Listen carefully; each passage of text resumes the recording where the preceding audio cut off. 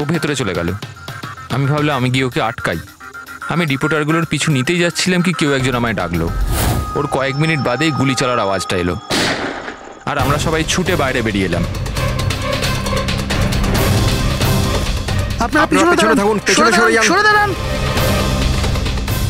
সরুন সরুন। আর তারপরেই আমি আপনাকে ফোন করলাম আর মল্লিকাকে হসপিটাল নিয়ে যাওয়া হলো। আচ্ছা, ওই যে দুটো রিপোর্টার এসেছিল পার্টিতে, ওরা কি কথা বলছিল কিছু শুনেছো তোমরা? আগে না স্যার। আগে হ্যাঁ, আমি শুনেছিলাম কথা বলতে। আমি তো এখানেই দাঁড়িয়েছিলাম, আমার বন্ধুর সাথে কথা বলছিলাম। রিপোর্টারের নাম পামেলা আর করণ, আর ওরা বম্বে ক্রনিকল টাইমসের ছিল।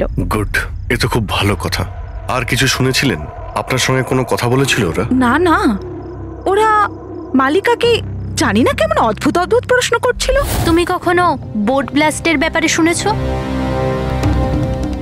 তুমি নিশ্চয়ই বোটে বন্দুক সহ একজন মানুষকে দেখেছো। নো প্রবলেম, আমি নিজেই খুঁজে নেব। বেচারি মালিকা খুব ঘাবড়ে গেছিল আর ভেতরে চলে গেল। আর কিছুক্ষণ পরে গুলির আওয়াজ পাওয়া গেল। এরকম পাগল রিপোর্টার আমরা অনেক দেখেছি, আর আপনারাও খুব ভালোভাবে জানেন যে কোনো কারণ ছাড়া কোনো রিপোর্টার এরকম ফালতু প্রশ্ন করবে না। তো তোমার কি মনে হচ্ছে ওরা দুজন কোনো রিপোর্টার ছিল না? হতে পারে। ওরা যখন ভেতরে ঢুকেছিল তখন তোমরা গেটের সামনে ডিউটি করছিলে, তো ওদের দেখেছিলে তোমরা? গেটের বাইরে সিসিটিভি ক্যামেরা লাগানো আছে, নিশ্চয়ই ভেতরে আসলে দেখা যাবে। স্যার ওদের এন্ট্রি রেজিস্টারেও আছে, যদি আপনি বলেন তো নিয়ে আসবো। এতে বলার কি আছে, তাড়াতাড়ি গিয়ে নিয়ে এসো, যাও তাড়াতাড়ি। অভিজিৎ, এই লোকটার পকেটে না কোনো আইডি আছে না কোনো মোবাইল আছে, পকেট খালি।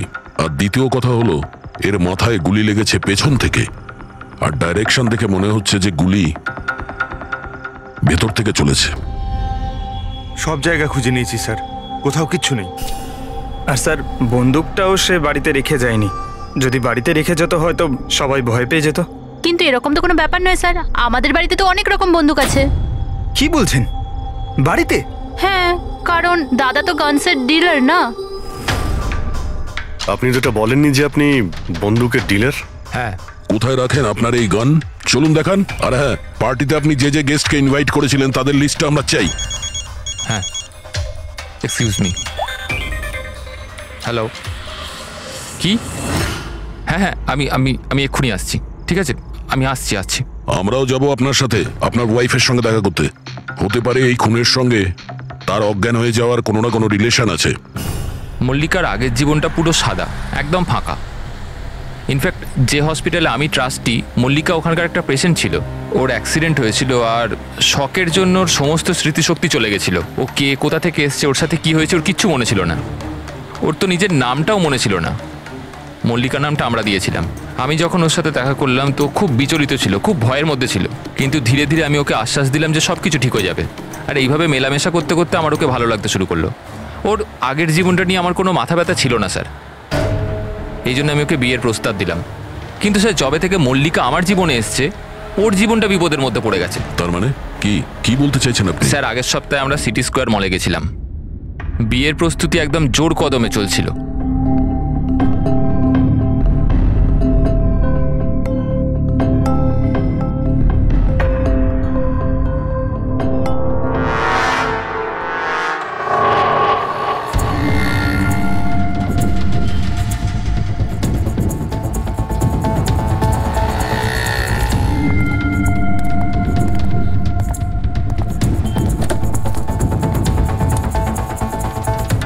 ম্যাডাম, মনে হচ্ছে আমি আপনাকে আগে কোথাও দেখেছি।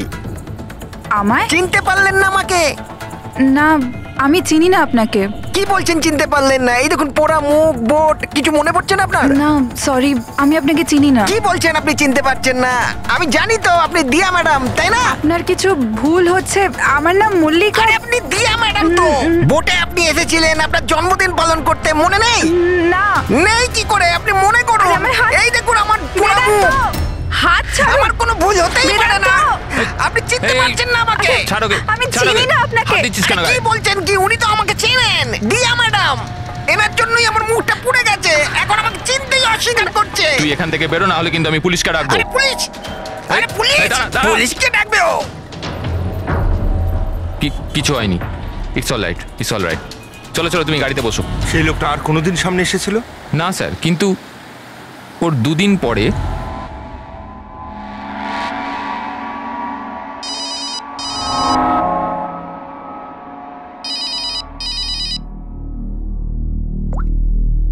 হ্যালো, কেমন আছো সোনিয়া? সোনিয়া? মনে হচ্ছে আপনার কোথাও ভুল হচ্ছে। এখানে সোনিয়া বলে কেউ থাকে না, রং নাম্বার। থাকে থাকে, আমি জানি। আমি ওর সাথেই তো কথা বলছি। আর খুব তাড়াতাড়ি আমি তোমার কাছে আসব, তোমার কাছে, তোমাকে মারার জন্য। বেদান্ত, তোমার এই ঘরে যে লোকটা মারা গেছে তার সঙ্গে এর নিশ্চয়ই কোনো সম্পর্ক আছে। হতে পারে ও তোমার ওয়াইফকে মারতে এসেছিল কিংবা হুমকি দিতে এসেছিল। কিন্তু একটা কথা সত্যি যে এটা সেই লোক না যার মুখে ক্ষত ছিল। আমরা চেক করেছি, কিচ্ছু ছিল না। কিন্তু 100% কোনো না কোনো কানেকশন তো আছে।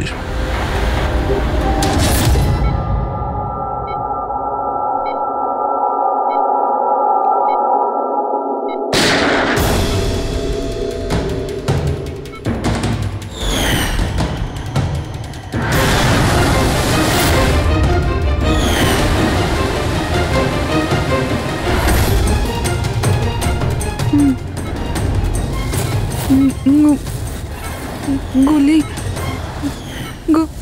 গুলি, না না,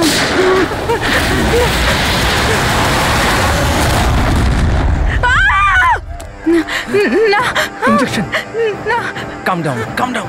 আমাকে ছেড়ে দাও, আমি কিছু করিনি, ছেড়ে দাও। Mallika, are you all right? Relax, তুমি হসপিটালে আছো, একদম সেফ আছো। মল্লিকা, মল্লিকা, মল্লিকা কেমন আছো তুমি? হ্যাঁ, ও গড, কেমন, ঠিক আছো তো তুমি? ঠিক আছো?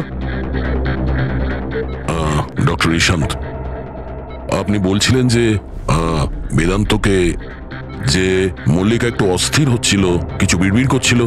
কি হয়েছিল ওর? আসলে মল্লিকা যখন জ্ঞান ফিরল, খুব অদ্ভুত ধরনের কথা বলছিল। এরকম মনে হচ্ছিল যেন ও এখানে তো আছে, কিন্তু ওর মস্তিষ্ক অন্য কোথাও। মানেটা কি?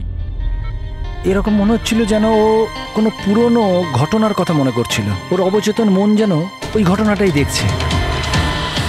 মল্লিকা, দেখো, ঘাবড়িও না, কিচ্ছু হবে না তোমার। তুমি কি দেখেছো বলো, কি শুনেছো? গুলির আওয়াজে আমার চোখ খুলল। যখন যখন আমি চোখ খুললাম তো আমি অদ্ভুত অদ্ভুত জিনিস দেখছিলাম। একটা বোট, আর আর আর একটা লোক, ওই লোকটার হাতে একটা বন্দুক ছিল। আর বন্দুকটা আমার দিকে তাক করে, আর আর ওই ব্লাস্ট হয়ে গেল, ওই ব্লাস্ট।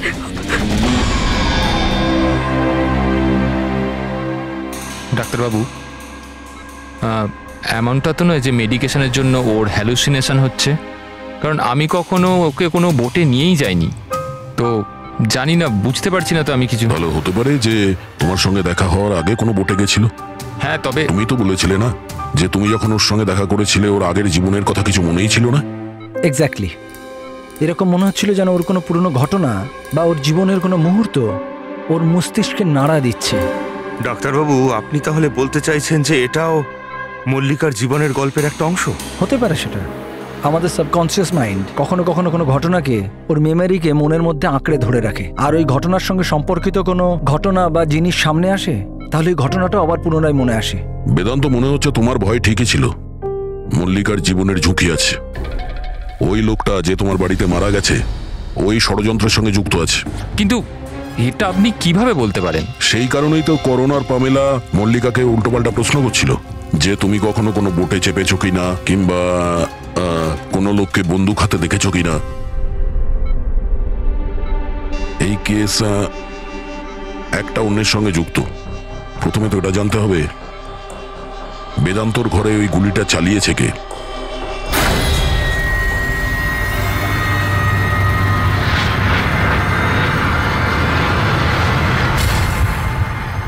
স্যার, এগুলোর লিগ্যাল ডকুমেন্ট আর লাইসেন্স সব আমাদের কাছে আছে। আচ্ছা, এখানে এই রুমে কারা কারা আসতে পারে? এখানে বেদান্ত স্যার, মল্লিকা বৌদি আর শায়লা ম্যাডাম ওনার বন্ধু আসতে পারে। অদ্ভুত তো, এখানে তো সবাই আসতে পারে। অনেকে এখানে আসতো, তার মানে তো যে কেউ বন্দুক নিয়ে এখান থেকে ইউজ করতে পারে। স্যার, হ্যাঁ স্যার, এরা দুজন রিপোর্টার সেজে এসেছিল, সিসিটিভি ফুটেজে ধরা পড়েছে। মিডিয়া অফিসগুলো থেকে খোঁজ নিয়ে জানতে পারলাম যে এরা কোনো অফিসেই কাজ করে না। নকল রিপোর্টার?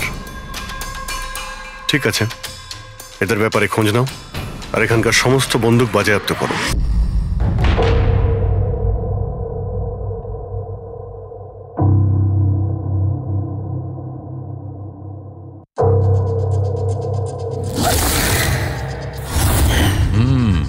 থ্যাংক গড এর চোয়ালের হাড়গুলো আর চিক বোনটা ঠিক আছে, নাহলে মুখটা তৈরি করা খুব মুশকিল হয়ে যেত। বেশিরভাগ খলিটা তো ভেঙে চৌচির হয়ে গেছে। যাই হোক, এই হাড়গুলো দিয়ে তো মুখটা বানানো যেতে পারে।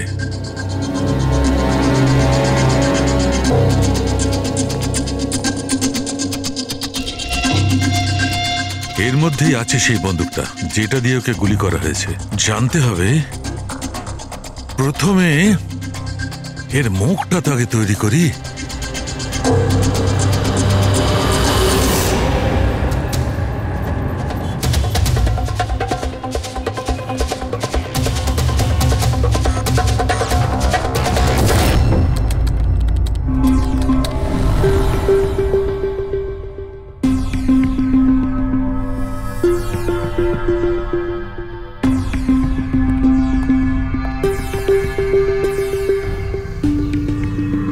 মল্লিকার কাছে যে সোনিয়ার নাম করে হুমকি দেওয়া ফোন আসছিল, সেটা পিসিও থেকে আসছিল, সেখান থেকে খুঁজে বের করা খুব মুশকিল। আর এই লোকটা মানে অর্ধেক পুড়ে যাওয়া লোকটা যে ওকে ভয় দেখাচ্ছিল, এর কোনো ক্রিমিনাল রেকর্ডও নেই।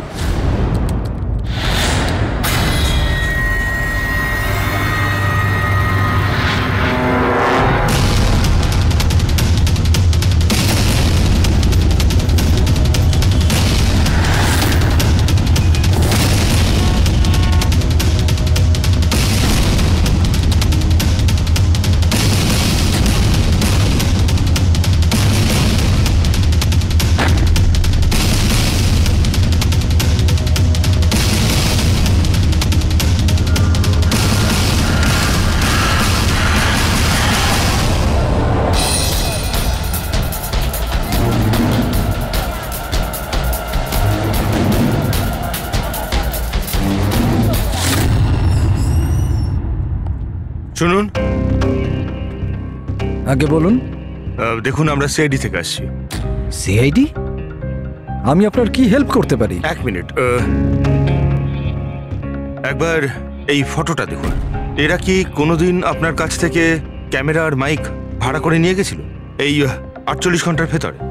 এক মিনিট দাঁড়ান, আমি চেক করে আপনাদের বলছি। আমি এক্ষুনি আসছি।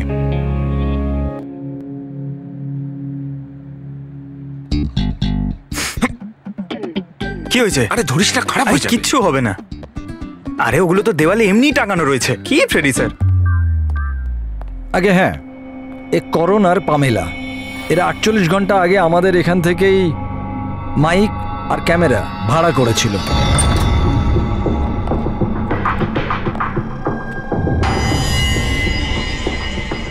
আপনারা কি জানেন মল্লিকার জীবনের ব্যাপারে? সত্যি কথা বলুন। স্যার, আমি আর আমার স্ত্রী থিয়েটার অ্যাক্টার্স। শায়লা আসলে আমাদের ফিনান্সিয়ালি অনেক উপকার করেছে। তো হি ইজ রাইট স্যার। আসলে আমাদের বলা হয়েছিল যে মল্লিকাকে অদ্ভুত অদ্ভুত প্রশ্ন করতে। আমরা তো শুধু ওটাই করেছি। বিশ্বাস করুন, আমরা এটা ছাড়া আর কিচ্ছু জানি না। প্লিজ আমাদের ওপর বিশ্বাস করুন। হেই, শায়লা এরকম কেন করবে? এমন কিছু তো আছে মল্লিকার গত জীবনের ব্যাপারে, যে ওই মেয়েটা জানে আর আমাদের কাছে লুকোচ্ছে।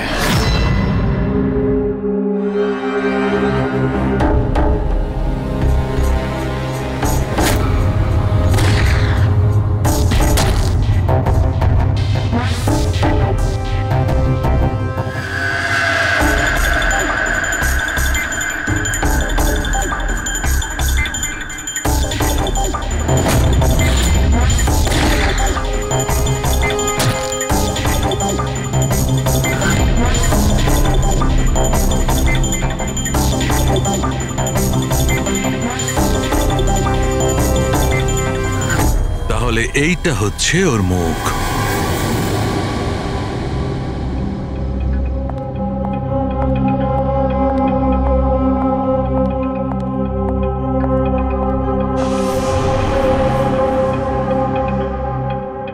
আপনারা এখানে?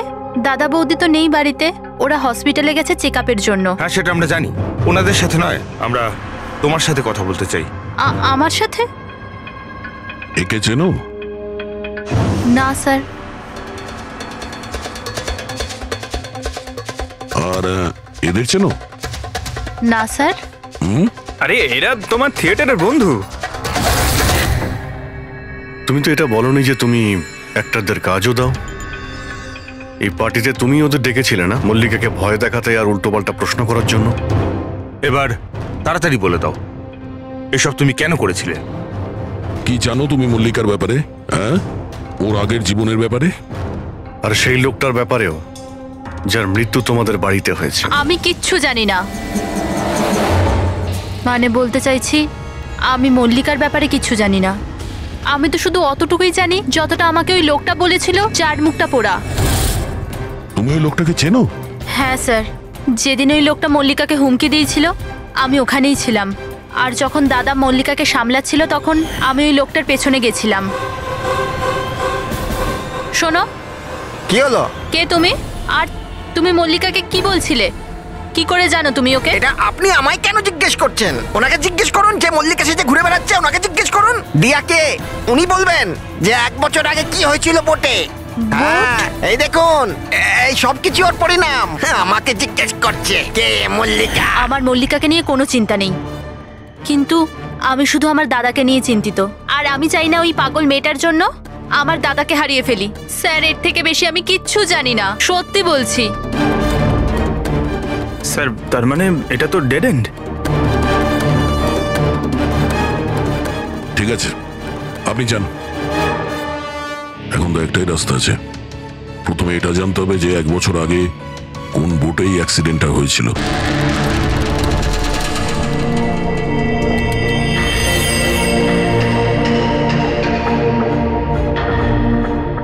এমন যতগুলো কেস হয়েছে সব কটা দেখো 10 মাস থেকে 1 বছরের মধ্যে। এই সময় বেদান্তর সঙ্গে মল্লিকার দেখা হয়েছিল হসপিটালে। ওকে? Yes sir. একবার যদি বোটে ব্লাস্টের ব্যাপারটা পরিষ্কার হয়ে যায় তাহলেই তদন্ত এগোনো যাবে। স্যার, হ্যাঁ পেয়ে গেছি। এই দেখুন, 2016 নভেম্বরে একটা বোট ব্লাস্ট হয়েছিল কেরালায়। স্যার, ওই বোটে 4 জন ছিল, হাজব্যান্ড ওয়াইফ, ওনাদের মেয়ে দিয়া, আর ওই বোটের মাঝি। বম ব্লাস্টের জন্য স্যার সবাই মারা গেছিল, শুধু ওই মাঝি ছাড়া। স্যার, এ তো মল্লিকা। মল্লিকা, দিয়া, এর ফ্যামিলি তার কে কে আছে? স্যার, মাথুর ফ্যামিলিতে 4 জন মেম্বার, হাজব্যান্ড ওয়াইফ, ওদের মেয়ে দিয়া, আর ওর ভাই রতন। 1 মিনিট স্যার, এই যে এটা ওর ফটো, রতনের। এটা তো সেই লোকটা যার মৃত্যুটা গুলি লেগে হয়েছে বেদান্তর বাড়িতে। কিন্তু স্যার, গুলিটা মারলো কে? এখন এই সব প্রশ্নের উত্তর কেরালাতে গেলেই জানতে পারা যাবে।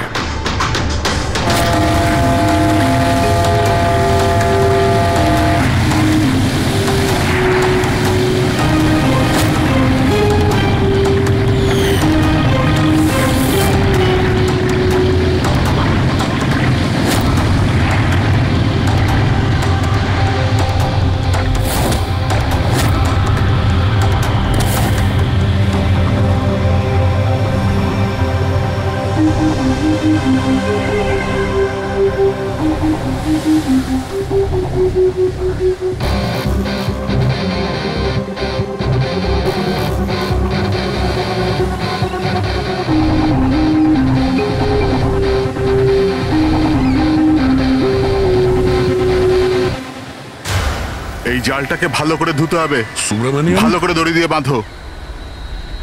আগে আপনি সুব্রমণিয়াম? হ্যাঁ। সিআইডি, মুম্বাই। 1 বছর আগে ডিসেম্বর 2016-তে আপনার বোটে ব্লাস্ট হয়েছিল, সেই ব্যাপারে জানতে এসেছি। তাতে একজন পুরুষ আর একজন মহিলা মারা গেছিল, আর ওর মেয়েটা হারিয়ে যায়। আপনার বোটের মাঝিও তো ছিল ওতে। মাঝি? হ্যাঁ, আপনার বোটের মাঝি তো ওই বোটেই ছিল। হ্যাঁ স্যার, মাঝিও ছিল। প্রচুর লোকসান হয়ে গিয়েছিল আমার। 3 জন লোকের ফ্যামিলি এসেছিল, ভাড়া নিয়েছিল আমার নৌকোটাকে। ওদের ওই আইল্যান্ডে যাওয়ার কথা ছিল, নিজের বাংলোতে। স্যার, হঠাৎ ব্লাস্ট হয়ে গেল, সব শেষ। আমার নৌকোটাও, আমার মাঝিটাও, ও বেচারাও খুব কষ্ট পেয়েছিল। অর্ধেক মুখ জ্বলে গিয়েছিল ওর। আচ্ছা, এই কান্তকে এখন কোথায় পাওয়া যাবে? এখন বলতে পারবো না স্যার, আমি জানি না ও কোথায় থাকে এখন।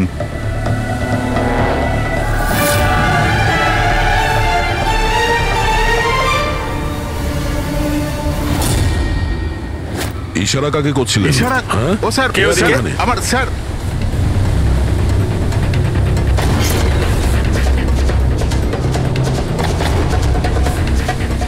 এই এই এই, দাঁড়া।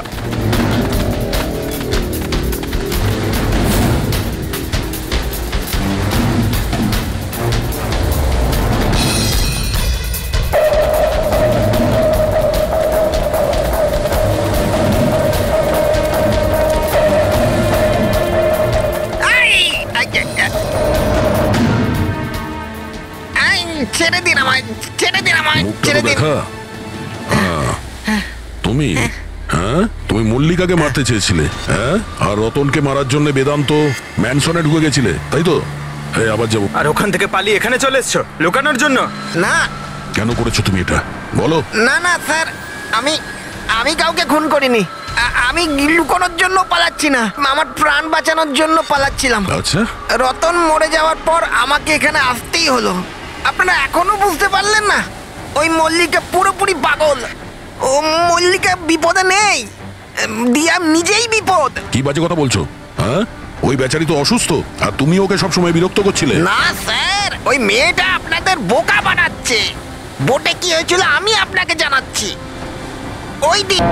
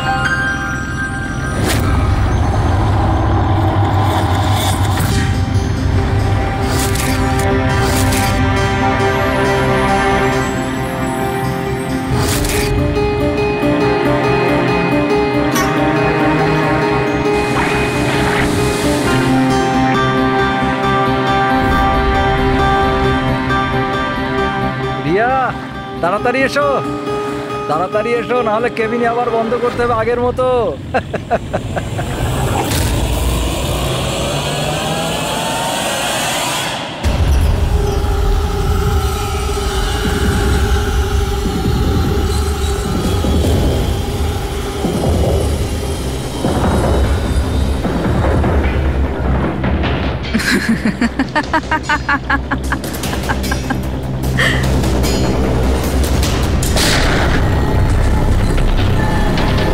এটা আপনি কি করলেন? নিজের বাবা মাকে মেরে ফেললেন। দিয়া ম্যাডাম, এটা আপনি কি করলেন? কে দিয়া ম্যাম? আমার নাম সোনিয়া। সোনিয়া দুজনকে কোনোদিন ছাড়ে না।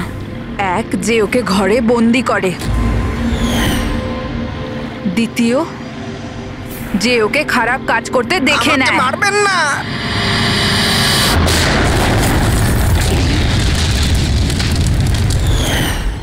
আমি তো বেঁচে গেলাম, কিন্তু বোটটা জ্বলে যাওয়ায় আমার মুখটাই জ্বলে গেল। তারপর আমি রতনের সাথে দেখা করতে যাই, যে এই বোটের বুকিং করেছিল। ও বলল কাউকে এটা বলতে না, যে একটা বড় দুর্ঘটনায় ওদের পুরো ফ্যামিলিটাই শেষ হয়ে গেছে। খুব বড় লোক ওরা, অনেক বদনাম হবে ওদের, এই জন্য বলিনি আমি। কিন্তু এটা কার জন্য হলো? ওই মাথুর বাবুর মেয়ে দিয়া, ওর পাগলামির জন্য। পাগলামো? হ্যাঁ, দিয়া, যাকে আপনারা মল্লিকা ভাবেন না, ওর দ্বিতীয় রূপ সোনিয়া। ওর ভেতরে একটা ভয়ঙ্কর পাগল খুনি বাস করছে।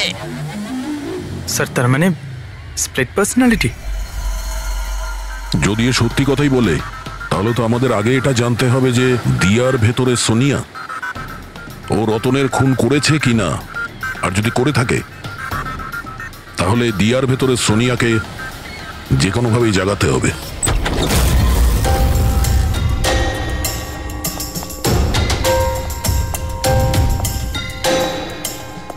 মিস্টার বেদান্ত, আপনি কিছুক্ষণের জন্য এখান থেকে চলে যান তো। আরে কিন্তু আপনারা এসব করছেনটা কি? তুমিও চলে যাও এখান থেকে। কিন্তু কিছু বলুন তো, ব্যাপারটা কি? সবকিছু বলবো, আপনি আগে এখান থেকে চলে যান প্লিজ। যান যান বাইরে যান। তুমিও যাও। না না, আপনি না, আপনি ওখানে বসুন। স্যার, আপনি বসুন ওখানে। বেদান্ত, চলুন বসুন ওখানে। কি হয়েছে স্যার? সব ঠিক আছে? কিছু হয়নি, এবার হবে। আজকের পর থেকে না আপনি বেদান্তর সঙ্গে দেখা করবেন, আর না ওর বোনের সঙ্গে। শুধুমাত্র এদের দুজনের সঙ্গেই না, তুমি কারোর সঙ্গে দেখা করবে না। হ্যাঁ, কিন্তু কিন্তু বাদ দাও। একটা কথা পরিষ্কার করে শুনে রাখো সোনিয়া, না তুমি কারোর সঙ্গে দেখা করবে, আর না কারোর সঙ্গে কথা বলবে। আর আমাদের পারমিশন ছাড়া তুমি এই বাড়ি থেকে এক পাও বাইরে রাখবে না। এই বাড়িতে তুমি বন্দি। সোনিয়া। কেন কেন কেন যাব না? যাব, নিশ্চয়ই যাব। যাব। এইভাবে কথা বলবে না, আমি যাবই। তুমি কোথাও যাবে না। তুমি এইভাবে কথা বলবে না। বাইরে যাওয়া তো দূরের কথা, এই জলটা এখানে রাখা রইল। আমাদের পারমিশন ছাড়া তুমি এই জলটাও খেতে পারবো না, বুঝেছো?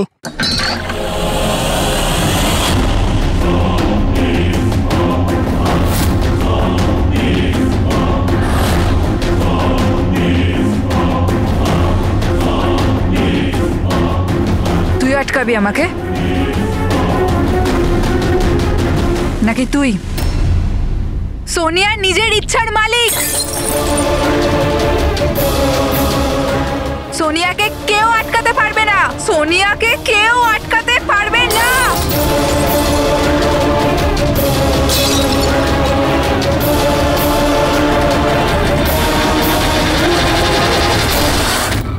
কাউকে ছাড়বো না, কাউকে ছাড়বো না আমি। ছাড়ো, ছাড়ো, ছাড়ো। এদিকে চুপ করে বসো। না না, কিচ্ছু করতে পারবে না তোমরা, কিচ্ছু করতে পারবে না। সোনিয়া থাকতে দিয়ার কেউ কিচ্ছু করতে পারবে না, কিচ্ছু করতে পারবে না।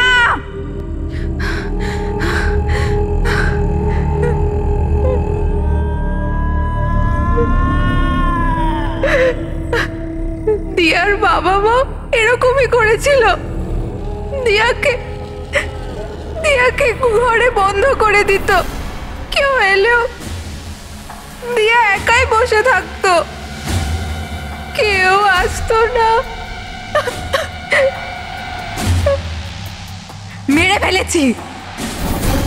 মেরে ফেলেছি আমি দিয়ার বাবা মাকে। তোমাদেরও মেরে দেব, তোমাদের সবাইকে মেরে দেব। কে তুমি? তোমার আসল পরিচয় কি?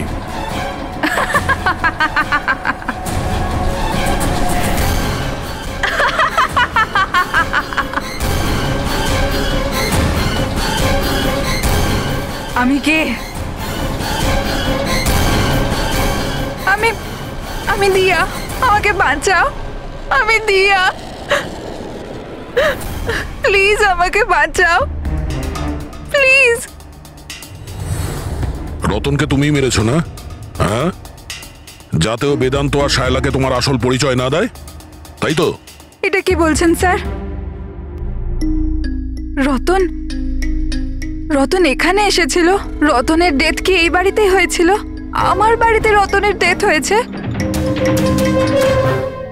ভালো হয়েছে, খুব বিরক্ত করতো আমাকেও। যদি আমি ওকে গুলি মারতে পারতাম কত মজা হতো। সবাই মরে যেত আমারই হাতে, তোমাদের সবাইকে আমি মেরে ফেলবো।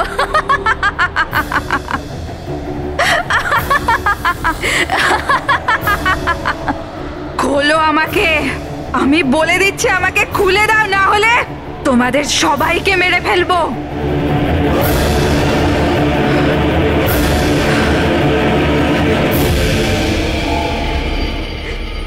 ছেড়ে দাও না দিয়াকে, প্লিজ প্লিজ আমায় ছেড়ে দাও, আমি কিচ্ছু জানি না।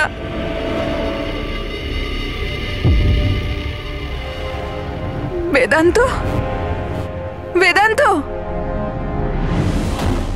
বেদান্ত, তুমি কোথায় গেলে? বেদান্ত কোথায়? প্লিজ আমাকে এখান থেকে নিয়ে যাও। খুলে দাও, খুলে দাও আমাকে।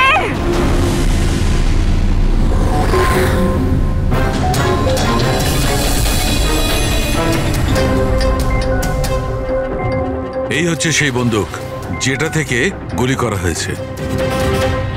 এবার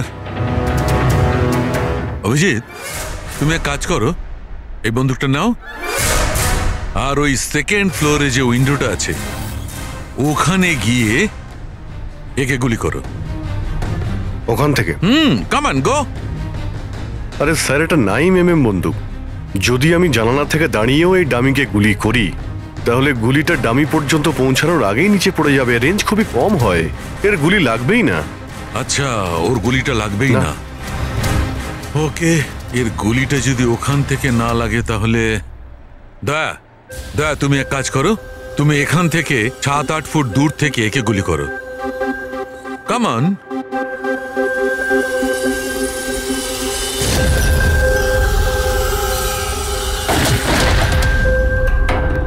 আপনি প্রমাণ কি করতে চাইছেন ডক্টর সালুকে? দয়া এটাই যে মল্লিকা বিপজ্জনক হতে পারে, খুনিও হতে পারে, কিন্তু ও নিজের ভাই রতনকে মারেনি। কি বেসিসে তুমি এটা বললে? আমি বলছি, দয়া, যখন তুমি একে গুলি মেরেছো এই গুলিটা সিধে এখানে গিয়ে লেগেছে এর খুলিতে নিচের দিকে। হ্যাঁ, যদি এই গুলিটা সেকেন্ড ফ্লোর থেকে ছোঁড়া হতো তাহলে অভিজিৎ যেমন বলেছে ওই গুলিটা এখানে এসে পৌঁছতোই না, নিচে পড়ে যেত। আর মনে করো যদি ওটা খুব পাওয়ারফুল গান হয়, গুলি একে লেগেও যায়, তাহলে গুলিটা এর ওপর থেকে নিচের দিকে লাগতো, কারণ গুলিটা এইভাবে আসতো এই ওপর থেকে নিচের দিকে। কিন্তু আমি যে ক্ষতটা পেয়েছি ওটা একদম সিধে গেছে, সিধে। সেই জন্য মল্লিকা এই গুলিটা চালায়নি। স্যার, কিন্তু যদি মল্লিকা গুলি না চালায় তাহলে কে চালালো? এই গুলিটা যেই চালিয়ে থাকুক ও এখানেই ছিল, এই গ্রাউন্ড ফ্লোরে, এরই আশেপাশে। তার মানে স্যার ও পার্টিতে উপস্থিত ছিল, আর যখন পার্টিতে ছিল তাহলে পার্টির জামা কাপড় পরেছিল। আর যদিও গুলি চালিয়েই থাকে তাহলে ওর কাপড়ে গান পাউডারও থাকবে। কারেক্ট। বেদান্তর বন্ধু মল্লিকা আর ওর ননদ আর ওই যে দুজন নকল রিপোর্টার ছিল না, ওদের সবার ড্রেস নিয়ে আসো, ওদের না জানিয়ে।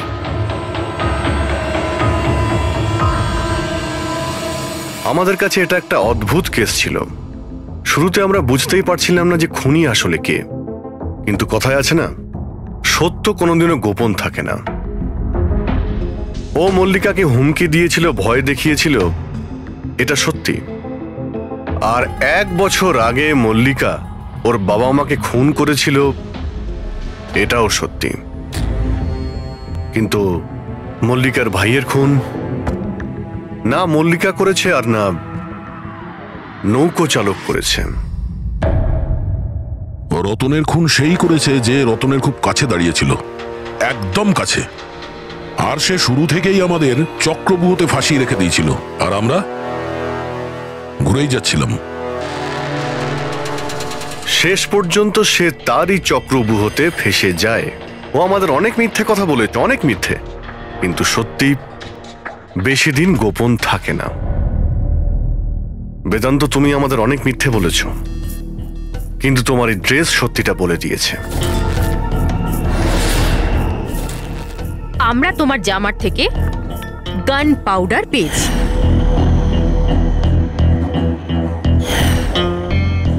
আমি রতনকে গুলি মেরেছিলাম। রিসেপশনের একদিন আগে ওর একটা ফোন এসেছিল, আর ও রিসেপশনের দিনও এখানে এসেছিল। আমি ওর সাথে একা দেখা করতে গেলাম, কি সব উল্টোপাল্টা কথা বলছিল যে মল্লিকার মাথার ঠিক নেই, ওর নাকি ডিসঅ্যাসোসিয়েট ডিসঅর্ডার আছে, স্প্লিট পার্সোনালিটি, জানি না আরো কি সব বলছিল মল্লিকাই নাকি ওর মা বাবাকে মেরেছে, আর ও আমাকেও নাকি মেরে দেবে। খুব রাগ হয়েছিল ওর ওপরে। যখন আমি ওর কথা না শুনে ওকে এখান থেকে বেরিয়ে যেতে বললাম, তো আমাকে ধমকি দিল যে ও নাকি পুলিশে গিয়ে সব কিছু বলে দেবে। ও তো ভয় পাচ্ছিল যাতে মল্লিকা না ওর খুন করে দেয়। তারপরে খুব অদ্ভুত কথা বলছিল যে মল্লিকা পাগল হয়ে গেছে, জোরে জোরে চিল্লাতে শুরু করে দিল। বলছিল যে মল্লিকাকে ঘরের ভেতর আটকে রাখো, না হলে সবাইকে মেরে দেবে। আমি ওর কথা শুনলাম না, আর ওকে বললাম যে ও যেন ওখানেই দাঁড়ায়।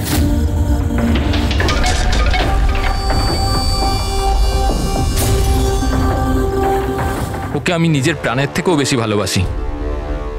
আর ওই রতন, এই রতন ওকে পাগল বলছিল, ওকে জেলে পাঠাতে চাইছিল। সবকিছু শেষ হয়ে যেত, মল্লিকার জীবন, আমার ইমেজ, এই সব কিছু শেষ হয়ে যেত। সেটা তো মিস্টার বেদান্ত ধরে নাও শেষ হয়ে গিয়েছে। আর তুমি এটা কি করে ভাবলে যে তুমি কারো খুন করে দেবে আর তোমার জীবন আর ইমেজ ঠিক থাকবে? হ্যাঁ,